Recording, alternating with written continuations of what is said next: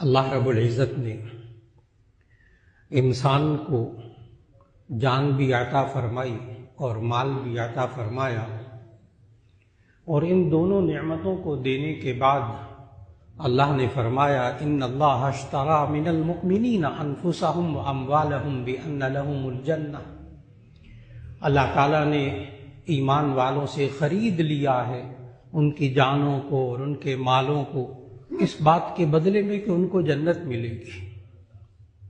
اللہ نے خرید لیا ہے، حالانکہ خریدتا انسان اس سے ہے جو مالک ہوتا ہے۔ انسان کو تو یہ کچھ عرصے کے لیے یہ جان ملی، مال ملی، نہ مال کا مالک حقیقی ہے انسان، نہ جان کا مالک ہے انسان۔ اس کے باوجود اللہ کتنا کرم فرما رہا، کتنا رحم فرما رہا کہ دیکھو میں تمہارے سے خرید رہا ہوں، اتنے سال کے لیے، چند سالوں کے لیے تمہیں جان دی ہے، مال دیا ہے۔ اب دیکھو کہ ان اللہ اشتری من المؤمنین انفسهم واموالهم بان لهم الجنہ، کہ اللہ تم سے خرید رہا ہے تمہاری جانوں کو اور مالوں کو اس بات کے بدلے میں کہ ان کو جنت ملے گی۔ یہ انسان سے اللہ جان اور مال کو خریدتا کیسے ہے، اس کا بھی اللہ نے طریقہ بتایا کہ یہ انسان اپنی جان اور مال کو اللہ کے حکم کے مطابق استعمال کرے۔ بس اللہ کو نہیں چاہیے ہماری جان، ہمارا مال، خریدنے کو بھی سمجھنا ہے کہ اللہ نے پھر قرآن مجید میں سمجھایا کہ دیکھو میں تم پر کچھ عبادتیں جان کے اعتبار سے فرض کروں گا جس میں تمہاری جان صرف ہوگی، کچھ میں عبادتیں ایسی دوں گا کہ جس میں مال خرچ ہوگا، کچھ عبادتیں ایسی فرض کروں گا جس میں جان اور مال دونوں خرچ ہوں گے۔ چنانچہ اللہ تعالیٰ نے 3 قسم کی عبادتوں کو انسان پر فرض قرار دیا۔ جو جان کے اعتبار سے عبادت، جسے بدنی عبادت کہتے ہیں، جس میں انسان اپنے بدن کو، اپنی جان کو استعمال کرتا ہے، وہ 2 عبادتیں، ایک نماز اور ایک روزہ۔ اس میں انسان اپنے بدن اور جان کو استعمال کر رہا۔ ایک عبادت ایسی جو خالص مالی عبادت ہے، اور وہ ہے زکوٰۃ، جو کہ فرض ہے۔ اس میں انسان مال اللہ کے حکم کے مطابق ادا کرتا ہے۔ اور ایک عبادت اللہ نے ایسی رکھی کہ جس میں جان بھی خرچ ہو رہا، مال بھی خرچ ہو رہا، وہ حج، وہ مالی عبادت بھی ہے، بدنی عبادت بھی ہے۔ اور پھر یہ اور زندگی کے امور میں بھی اپنے 24 گھنٹے کی زندگی میں یہ انسان اپنی جان اور مال کو اگر اللہ کے حکم کے مطابق خرچ کرتا ہے تو یہ عبادت بن جاتی ہے کہ اپنی جانی خدمات ادا کرتا ہے، خلق خدا کی خدمت کے لیے، اپنے والدین کی خدمت کرتا ہے، اپنے بچوں کے لیے محنت کرتا ہے، جان لڑاتا ہے، یہ عبادت ہے۔ یہ اپنی بیوی بچوں کے لیے کماتا ہے، محنت کرتا ہے، یہ بھی اللہ کے ہاں عبادت شمار ہوتی ہے۔ یہ انسان اپنے مال کو خرچ کرتا ہے نفلی میں، صدقات میں بھی، دوسروں کے ساتھ تعاون میں، خلق خدا کی ضروریات کو پورا کرنے کے لیے، کسی کو راشن لے دیا، کسی کو پیسے دے دیے، کسی کو کپڑے دے دیے، تعاون کر رہا، عبادت کر رہا، مالی اور بدنی عبادت کر رہا۔ اور پھر عام طور پر جو انسان مالی عبادت جو اس پر فرض ہے وہ زکوٰۃ۔ آج کے معاشرے میں اس کو سمجھنا بڑا ضروری ہے، یہ زکوٰۃ ہوتی کیا چیز ہے، کس پر فرض ہوتی ہے،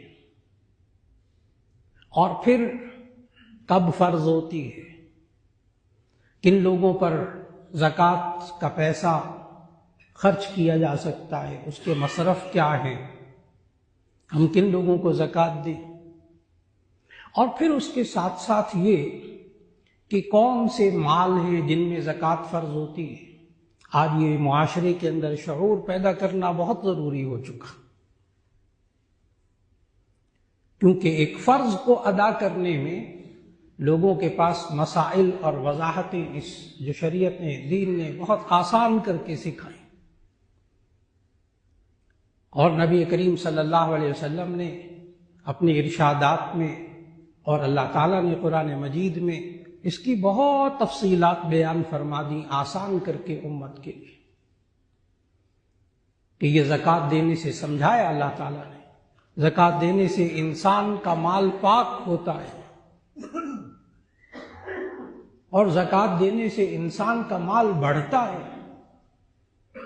یہ دونوں باتیں اللہ نے قرآن مجید میں سکھائی۔ سورۃ البقرہ میں اللہ نے فرمایا یمحق اللہ الربا ویربی الصدقات، اللہ سود کو مٹاتا ہے، صدقات زکوٰۃ کو بڑھاتا ہے۔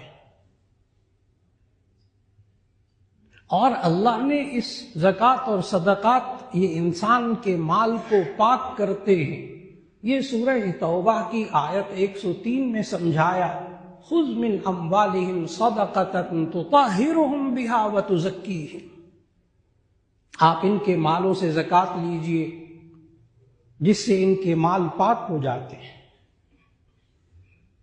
اسی لیے زکوٰۃ کے لغوی معنی، لفظی معنی پاک کرنا بھی ہے، اور زکوٰۃ کا لفظی معنی بڑھنا اور بڑھانا بھی ہے، کہ انسان زکوٰۃ دیتا ہے اس کا مال پاک ہو جاتا ہے، انسان زکوٰۃ دیتا ہے اس کا مال بڑھ جاتا ہے،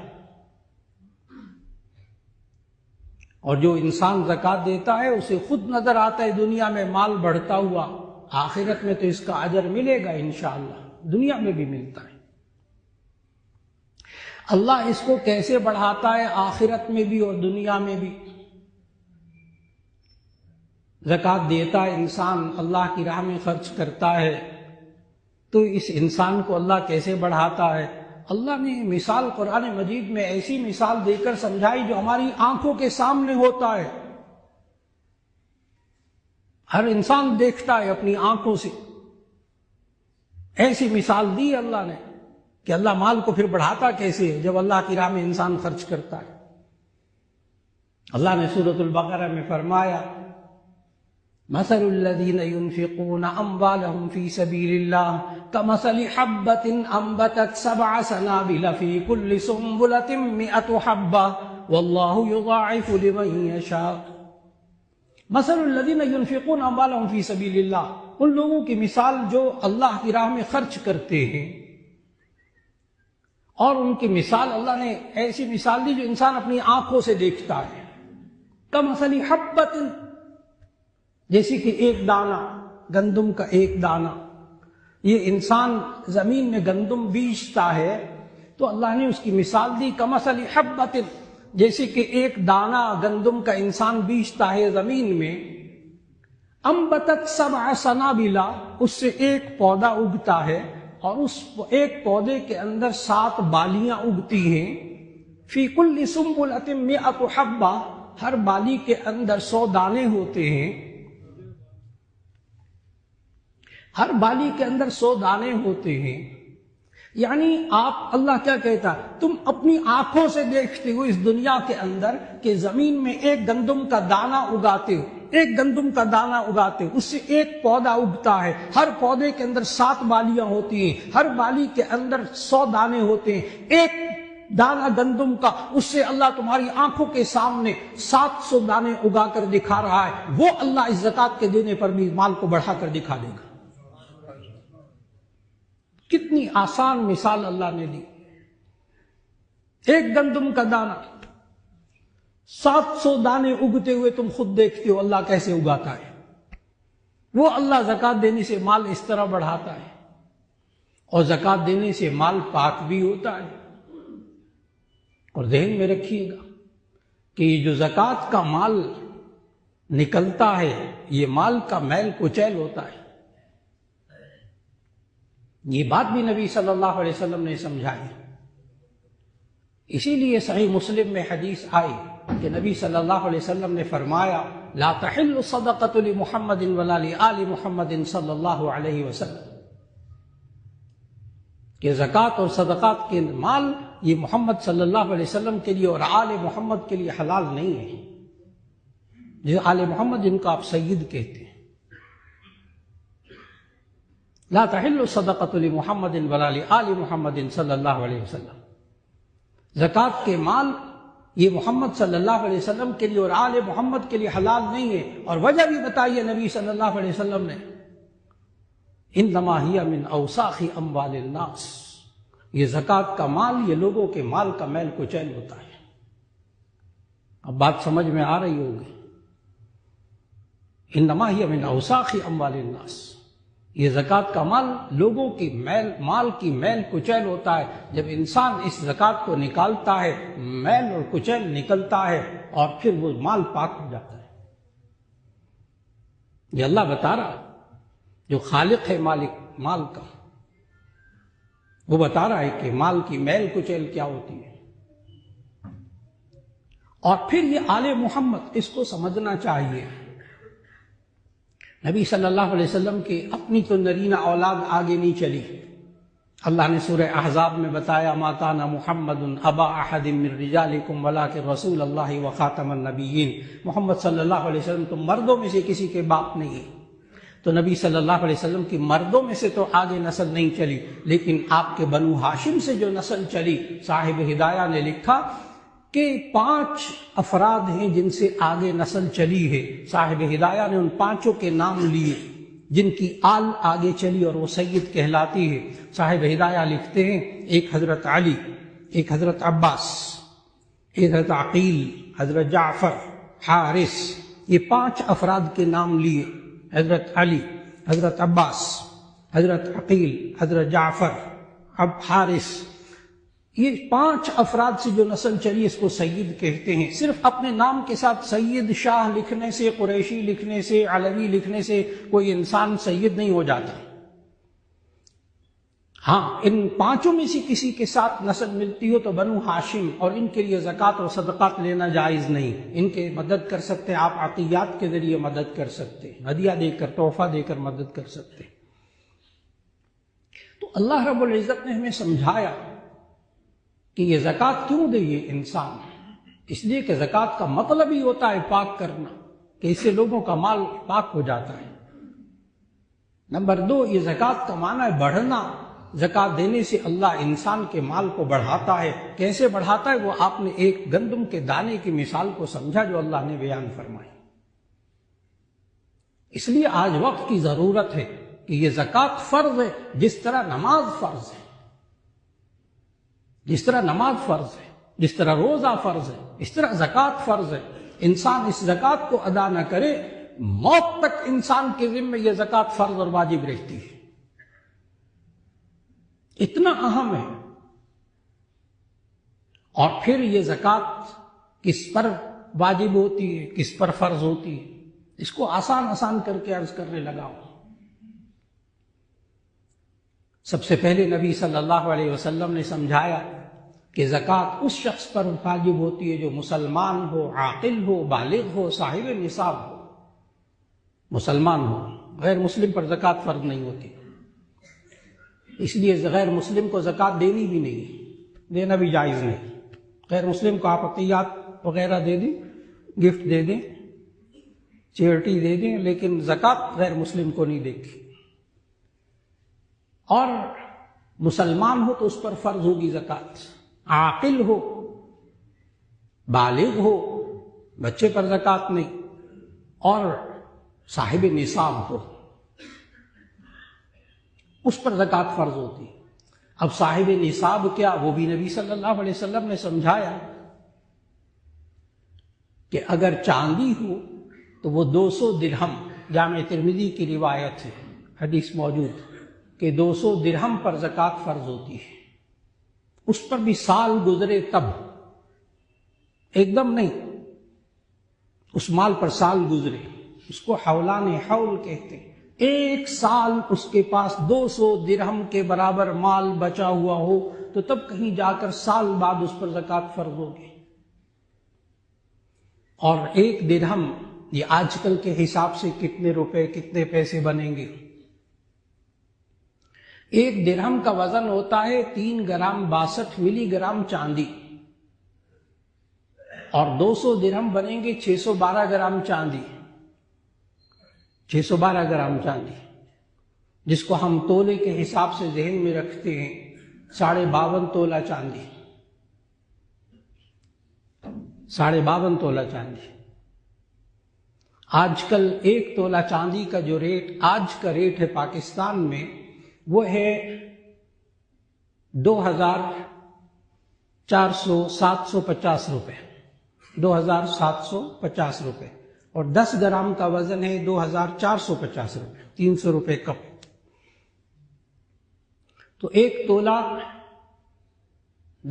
تولہ چاندی 2,750 روپے، اس کو آپ جب 52.5 تولے سے ضرب دیں گے تو جواب آئے گا 1,44,375 روپے، 350 روپے، 1,44,000۔ تو آپ آسانی سے 1,45,000 ذہن میں رکھ لیجیے۔ تو آج کل کے چاندی کے ریٹ کے حساب سے صاحب نصاب وہ شخص ہوگا جس کے پاس 1,45,000 روپیہ الگ سے موجود رہا ہو اور اس پر سال گزرے تب وہ صاحب نصاب ہوگا۔ اس کو سمجھنا بہت ضروری ہے، اس لیے کہ جب میں زکوٰۃ کے مصارف پر بات عرض کروں گا تو اس میں پہلا مصرف آئے گا سورہ توبہ کی آیت نمبر 60 کے حوالے سے، انما الصدقات للفقراء، کہ زکوٰۃ اور صدقات فقراء کے لیے ہوتے ہیں۔ فقیر اس کو کہتے ہیں جو صاحب نصاب نہیں ہوتا، ابھی اس پر ذرا ٹھہر کر بات ہوگی انشاءاللہ۔ تو فقیر وہ جو صاحب نصاب نہ ہو، تو فوراً آپ نے بات کو سمجھنا ہوگا کہ صاحب نصاب ہوتا ہے آج کل جس کے پاس 1,45,000 روپیہ موجود ہو اور اس کے پاس موجود ہو وہ صاحب نصاب، آپ اس کو زکوٰۃ نہیں دے سکتے۔ تو اس لیے نصاب کو سمجھنا آج کے حساب سے بہت ضروری۔ اور سونے کا جو نصاب نبی صلی اللہ علیہ وسلم نے بتایا وہ 20 دینار 20 مثقال، وہ بنتا ہے 7.5 تولے سونا، 7.5 تولے سونا۔ اور اگر اس کو آج کل کے گرام کے حساب سے لیں گے تو وہ 87.5 گرام سونا، 87.5 گرام، 87.5 گرام سونا۔ اب سونے کا جو ریٹ ہے آج پاکستان کے اندر وہ ہے 2,85,000 روپیہ تولہ، آج کا ریٹ پاکستان میں 3 لاکھ کے قریب پہنچ گیا۔ تو اگر 3 لاکھ روپے بھی آپ لگائیں تو 7.5 تولے سونا، 3 7 21 اور 1 22 22.5 لاکھ روپیہ بن گیا، 22.5 لاکھ روپیہ بن گیا 7.5 تولے سونے کا۔ لیکن جب کوئی انسان زکوٰۃ دینا چاہے اپنے مال کی، نقد مال کی، روپیہ پیسہ، تو ایسی صورت میں اس کو چاندی کے حساب سے دینا چاہیے۔ یہ ہمیں دین نے سکھایا تاکہ غریب کی غربت زیادہ دور ہو سکے آسانی سے۔ غریب کا فائدہ چاندی کے نصاب کے حساب سے ہے۔ تو اگر نقد روپیہ ہو، اور یہ ذہن میں رکھیے گا کہ جس پر زکوٰۃ فرض ہوتی ہے جن مالوں پر، وہ 4 قسم کے مال آسان ذہن میں رکھ لیجیے، آسان 4 مال۔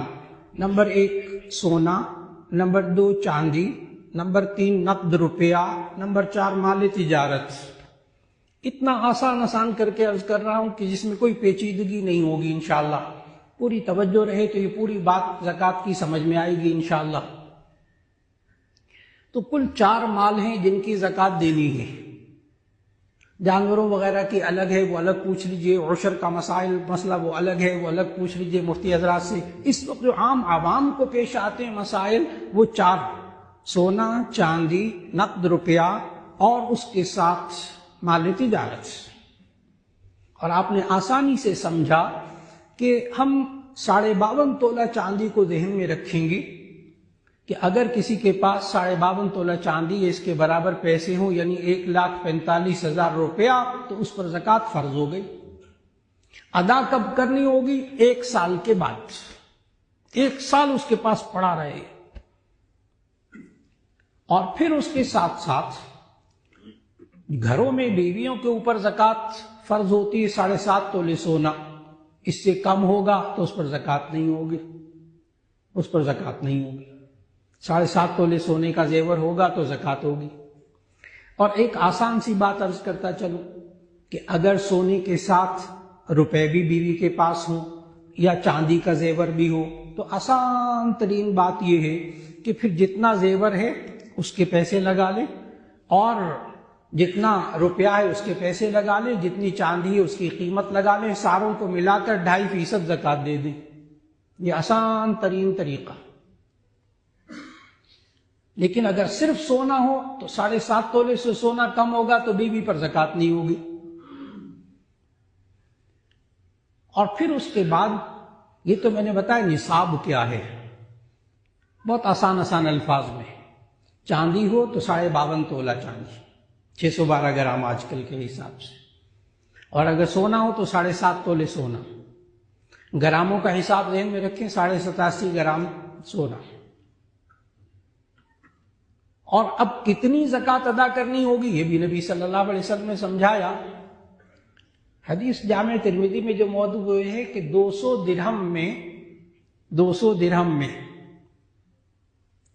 یعنی 52 تولہ چاندی، اس میں 2.5%، دوسرا ہم بولتے ہیں 40واں حصہ، 40واں حصہ، دونوں کا مطلب ایک، 40واں حصہ یا 2.5%، دونوں کا مطلب ایک۔ دیکھیے 100 میں سے 40 میں سے ایک، پھر 40 میں سے ایک 80 ہو گئے، پھر 20 میں سے آدھا تو 2.5% ہو گئے۔ تو اس طرح پورے مال میں سے 2.5% آپ زکوٰۃ ادا کر دیجئے۔ اب میں نے بتایا زکوٰۃ کس پر فرض ہوتی ہے، زکوٰۃ کا نصاب کیا ہے، زکوٰۃ کس مال پر ہوتی ہے، کتنا مال ہونا چاہیے اور زکوٰۃ کتنی دینی ہے۔ آسان بات ہے۔ اب سوال یہ ہے کہ زکوٰۃ کس کو دیں، تو اس کے بارے میں ذہن میں رکھنا چاہیے کہ اللہ تعالیٰ نے قرآن مجید میں اور نبی صلی اللہ علیہ وسلم نے بڑے واضح انداز میں بتایا۔ سب سے پہلے تو زکوٰۃ کے لیے اپنے رشتہ داروں کو دیکھیں، اگر رشتہ داروں کو زکوٰۃ دیں گے تو آپ کو دوہرا ثواب ملے گا۔ یہ بھی جامع ترمذی کی حدیث ہے کہ ایک زکوٰۃ ادا کرنے کا ثواب ملے گا، ایک صلہ رحمی کا ثواب ملے گا، دوہرا ثواب ملے گا۔ لیکن اگر رشتہ دار تب جب کہ مستحق ہو، یہ ذہن میں ضرور رکھنا چاہیے۔ کن رشتہ داروں کو زکوٰۃ دے سکتے ہیں، کن کو نہیں دے سکتے، بہت آسان سی بات، اس میں بھی ذہن کو بالکل واضح کر لینا چاہیے۔ کن لوگوں کو زکوٰۃ دے سکتے ہیں، کن کو نہیں۔ اپنی نسل سے اوپر، پھر میں اس بات کو واضح کروں گا انشاءاللہ، اپنی نسل سے اوپر اور اپنی نسل سے نیچے، اور میاں بیوی ایک دوسرے کو زکوٰۃ نہیں دے سکتے بس، باقی ہر رشتہ دار کو زکوٰۃ دے سکتے ہیں۔ اب میں اس کو آسان کرنے لگا ہوں۔ اپنی نسل سے اوپر ماں باپ، نانا نانی، دادا دادی، آپ ان کو زکوٰۃ نہیں دے سکتے چاہے مستحق ہوں۔ اپنی نسل سے اوپر ماں باپ، پھر ان کے ماں باپ، اور اسی طرح اپنی نسل سے نیچے اپنے بیٹے، اپنی بیٹی، اور آگے پوتے پوتیاں، نواسے نواسیاں، ان کو زکوٰۃ نہیں دے سکتے چاہے مستحق ہوں۔ میاں بیوی ایک دوسرے کو زکوٰۃ نہیں دے سکتے، باقی ہر ایک کو آپ رشتہ دار کو زکوٰۃ دے سکتے ہیں اگر وہ مستحق ہو۔ حقیقی بہن کو زکوٰۃ دے سکتے ہیں، حقیقی بھائی کو زکوٰۃ دے سکتے ہیں، بھتیجے بھانجوں کو زکوٰۃ دے سکتے ہیں۔ بہت بڑا میدان، میں نے بتایا بہت آسان۔ اپنی نسل سے اوپر زکوٰۃ نہیں دینی، اپنی نسل سے نیچے زکوٰۃ نہیں دینی، میاں بیوی ایک دوسرے کو زکوٰۃ نہ دیں، باقی سب کو دے جو مستحق ہو۔ اب مستحق کون ہوتا ہے، اس کے لیے جب ضرورت پیش آ جائے کس کس کو ہم زکوٰۃ دے سکتے ہیں، تو اللہ رب العزت نے سورہ توبہ کی آیت نمبر 60 کے اندر 8 مصرف بتائے۔ قیامت تک اس میں 9واں مصرف شامل نہیں ہو سکے گا۔ 8 مصرف، 8 قسم کے انسان جن کو آپ زکوٰۃ دے سکتے ہیں۔ جب ضرورت پیش آ جائے تو سورۃ التوبہ آیت نمبر 60 کا مطالعہ فرما لیجئے۔ وہ آیت پوری پڑھ کر ایک ایک مصرف کو واضح کر دوں. انما الصدقات للفقراء والمساکین والعاملین علیہا والمؤلفة قلوبهم وفی الرقاب والغارمین وفی سبیل اللہ وابن السبیل. 8 پورے ہو گئے، ایک ایک کر کے واضح. انما الصدقات للفقراء، لفظ صدقات قرآن مجید میں جب بھی بولا گیا اس سے مراد زکوٰۃ بھی ہے، صدقات بھی ہے. صدقہ ہر وہ چیز جو اللہ کی راہ میں دی جائے اسے صدقہ کہتے ہیں. ہدیہ جو انسان دوسرے کی محبت اور قربت حاصل کرنے کے لیے دیتا ہے، ثواب اس میں بھی ملتا ہے، اس کو ہدیہ کہتے ہیں. تو صدقے میں زکوٰۃ شامل. انما الصدقات للفقراء، نمبر 1 یہ زکوٰۃ اور صدقات یہ فقراء کے لیے ہیں.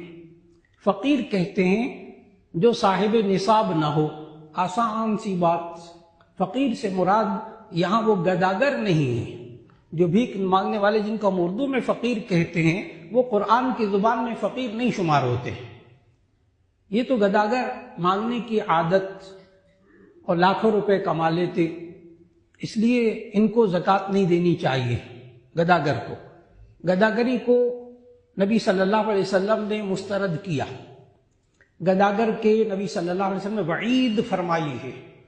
جامع ترمذی میں حدیث موجود کہ نبی صلی اللہ علیہ وسلم نے فرمایا جو شخص مانگتا پھرتا ہے، مانگنے کی عادت بنا لیتا ہے، کان فی وجہہ خموشا یوم القیامہ، تو اس کے چہرے پر قیامت کے دن گوشت لچا ہوا ہوگا. اتنا بھیانک چہرہ اس کا ہوگا کہ یہ دنیا میں مانگ مانگ کر اپنے چہرے کو ذلیل کرتا رہا، آخرت میں بھی اس کا چہرہ ایسا ہی ہوگا. اتنا برا فرمایا نبی صلی اللہ علیہ وسلم نے گداگری کو. جو صاحب نصاب ہو اس کو مانگنا جائز ہی نہیں ہے، اس کو زکوٰۃ دینے سے آپ کی زکوٰۃ ادا نہیں ہوگی. اس لیے پوری توجہ. انما الصدقات للفقراء، نمبر 1 زکوٰۃ اور صدقات دے فقیروں کو. فقیر محتاج وہ شخص جو صاحب نصاب نہ ہو. ابھی میں نے عرض کیا شروع میں، صاحب نصاب کہتے ہیں جس کے پاس 1,45,000 روپیہ نہ ہو، 52.5 تولہ چاندی الگ سے زائد نہ ہو. یاد رکھ لیجئے گا زکوٰۃ کے نصاب میں موٹر سائیکل شامل نہیں ہوتی، موٹر سائیکل کار شامل نہیں ہوتی، لاکھوں روپے کی کار وہ شامل نہیں زکوٰۃ کے نصاب میں. گھر بہت اچھا کمال کا گھر وہ زکوٰۃ کے نصاب میں شامل نہیں. فیکٹری کی در و دیوار یہ زکوٰۃ کے نصاب میں شامل نہیں، اس پر زکوٰۃ نہیں ہوتی. فیکٹری کے اندر جتنی مشینری پڑی وہ بھی زکوٰۃ میں شامل نہیں ہوتی. فیکٹری کا جو مال تجارت ہے، را میٹیریل، خام مال، اس پر زکوٰۃ ہوتی ہے. جو تیار مال پڑا ہو اس پر زکوٰۃ ہوتی ہے، اور جو آپ کا پیسہ آپ کا سرکل میں چل رہا اس پر زکوٰۃ ہوگی. تو اگر کسی صاحب کے پاس گاڑی بھی موجود، گھر بھی موجود، موبائل بھی موجود، فلاں بھی موجود، لیکن اس کے پاس 1,45,000 روپیہ نقد بچا ہوا نہیں ہے، وہ فقیر ہے. قرآن کی زبان میں آپ اس کو زکوٰۃ دے سکتے ہیں. اور آج کل 40-45,000 روپے کمانے والا شخص جو چند بچوں کی فیس ادا کرتا ہو، گھر کا کرایہ ادا کرتا ہو، پیٹرول کا خرچہ ادا کرتا ہو، اس کے پاس 1,45,000 روپے بچے ہوئے ہوں، یہ آج کل کے معاشرے میں ہو نہیں رہا. معلوم ہوا کہ یہ سب لوگ زکوٰۃ کے مستحق ہیں. کتنے مستحقین زکوٰۃ کے نکل آئے.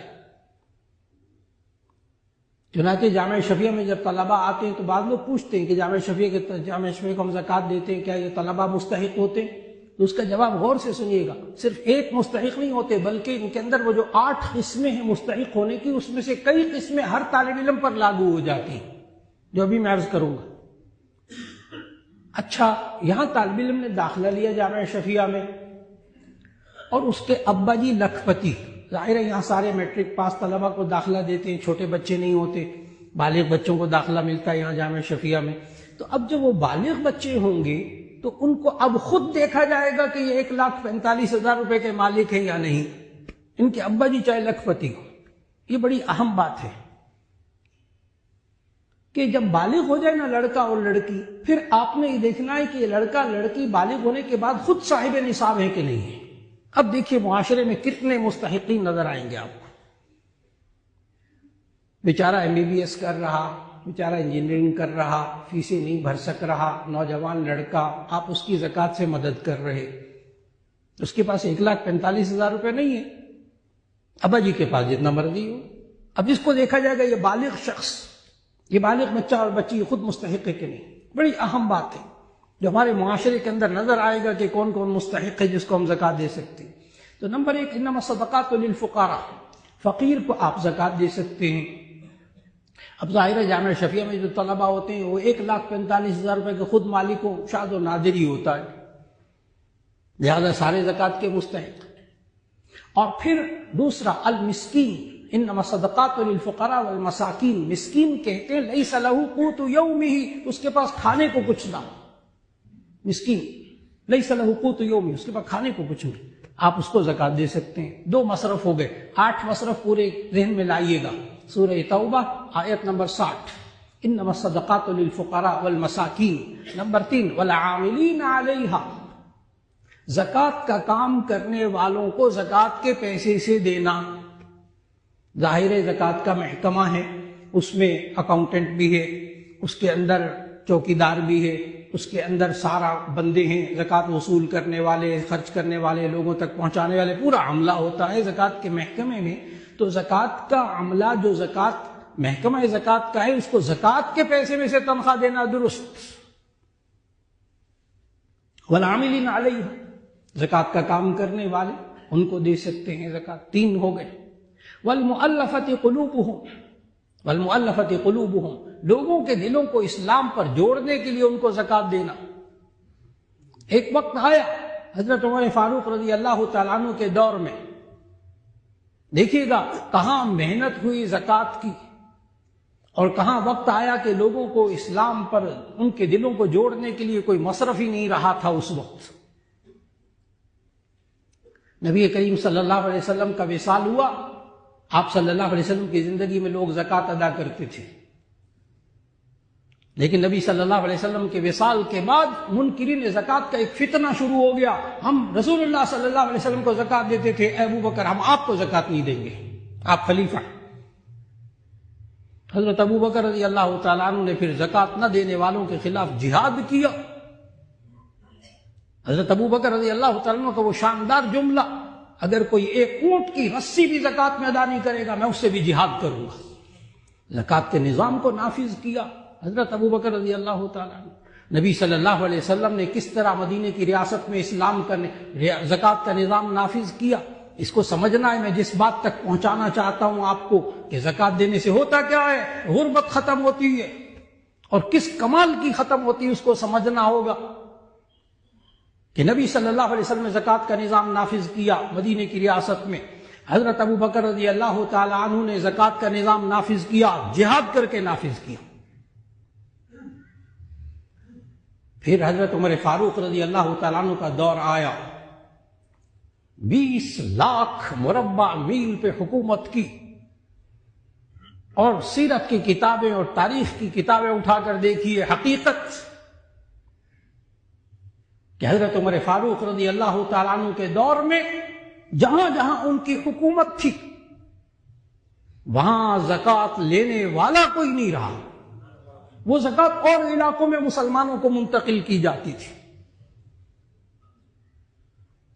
میں نے صرف یہ لفظ نہیں بولا کہ غربت ختم ہو گئی۔